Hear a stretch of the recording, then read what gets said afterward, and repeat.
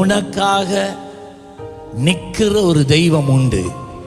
அப்போஸ்தலனாகிய பவுல் தீமோத்தேயுக்கு எழுதின நிருபத்திலே அவன் எழுதும்போது சொன்னான், நீதிமன்றத்துக்கு முன்னால என்னை கொண்டு போய் நிறுத்திட்டாங்க, எல்லாரும் என்னை விட்டு ஓடி போயிட்டாங்க, எல்லாரும் போயிட்டான், எல்லாரும் என்ன கைவிட்டுட்டாங்க, ஆனா கர்த்தர் மாத்திரம் எனக்கு துணை நின்றார்.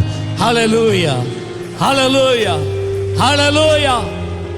நீ நல்லா இருக்கும்போது எல்லாரும் உன்னை சூழ இருப்பார்கள்.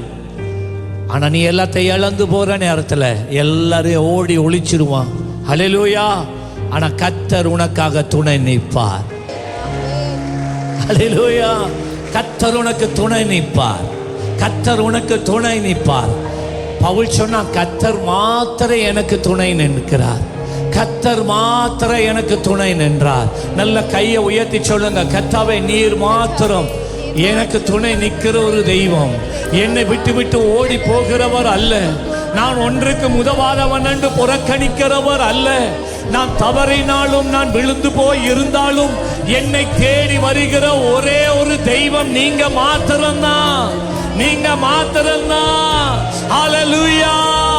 நீர் என்னை தள்ளாதவர், நீர் என்னை தள்ளாதவர், நீர் என்னை மறுதலிக்காத தெய்வம்.